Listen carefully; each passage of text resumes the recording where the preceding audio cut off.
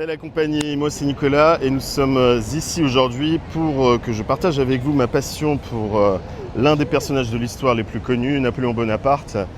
Aujourd'hui j'ai 42 ans et je n'aurais pas pu rêver de meilleur cadeau que de lancer enfin cette chaîne Passion Napoléon. Nous allons découvrir ensemble qui était ce personnage, ses conquêtes, ses défaites, l'empreinte qu'il a laissée dans le monde et surtout ici à Paris. Donc bienvenue sur Passion Napoléon. Abonnez-vous. Appuyez sur le pouce bleu et bienvenue sur Passion Napoléon. Vive l'empereur. Salut à tous les grognards et fans d'histoire. Aujourd'hui, nous allons plonger dans l'un des monuments napoléoniens les plus célèbres de la ville de Paris, j'ai nommé l'Arc de Triomphe. Se tenant fièrement debout sur une ancienne colline du centre de Paris, l'Arc de Triomphe n'est pas juste une merveille architecturale, mais aussi un symbole de la fierté nationale. Commissionnée par l'empereur Napoléon Ier en 1806, cette structure colossale était faite pour célébrer les exploits et les victoires de la Grande Armée. Mais saviez-vous qu'il aura fallu plus de 30 ans pour accomplir sa construction ? Il aura fallu attendre 1836 pour voir le rêve de Napoléon devenir réalité sous le roi Louis-Philippe. L'Arc de Triomphe est un chef-d'œuvre de l'architecture néoclassique s'inspirant de l'Empire romain et de l'arc de Titus qui fut érigé dans l'ancienne Rome. S'élevant à 50 mètres de hauteur et 45 mètres de largeur, l'arc est orné de sculptures illustrant des moments clés de la Révolution française et de l'histoire impériale. Le relief le plus connu est la Marseillaise de François Rude qui montre le départ des volontaires en 1792 pour aller défendre la jeune République pendant la Révolution française. Parlons maintenant un petit peu de chiffres. L'Arc de Triomphe est couvert de plus de 660 noms de généraux et officiers, de dizaines de noms de victoires militaires.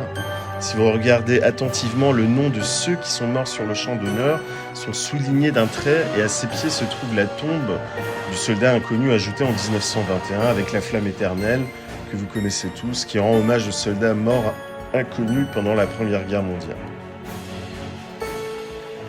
Et puis abordons aussi quelques dates clés comme le mariage de Napoléon avec sa seconde épouse le 31 mars 1810 avec Marie-Louise.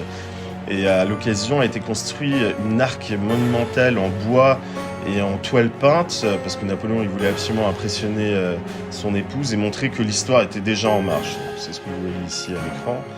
Et après, il y a eu bien sûr le retour des cendres de Napoléon le 15 décembre 1840 avec un énorme char tracté par des dizaines et des dizaines de chevaux.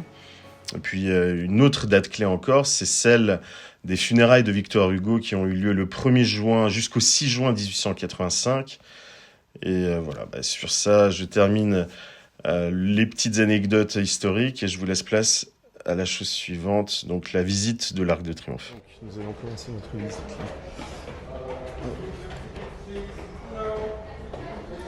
Hop, en montant les escaliers pour monter dans l'Arc de Triomphe. Voilà. On a fait ça comme des beaux gosses. Donc là, on est en train de monter. C'est long et pénible. Il y a du monde. La montée des escaliers, c'était quelque chose. Du coup, on va continuer sur là. Nous voilà à l'intérieur sous le dôme de l'Arc de Triomphe.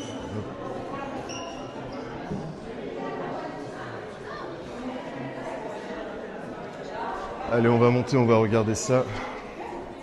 Et voilà le fondateur de l'Arc de Triomphe, très probablement.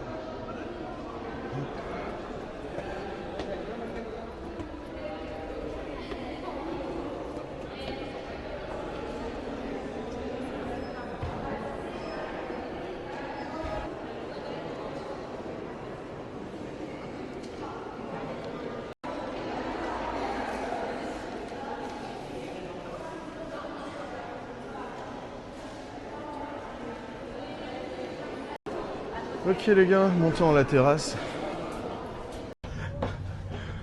Ok, ça. Voilà.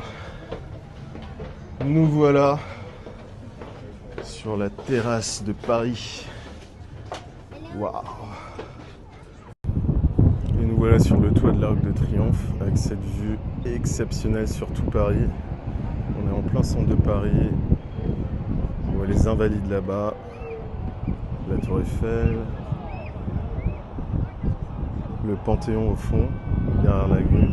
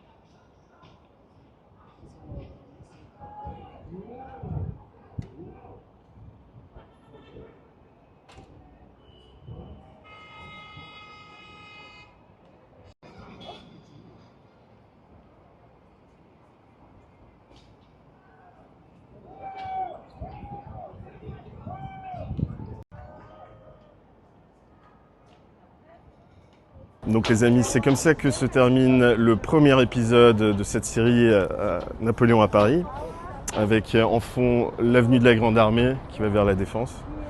Donc voilà, écoutez, merci d'avoir visionné tout ça. Abonnez-vous, tapez le bouton like et vive l'empereur.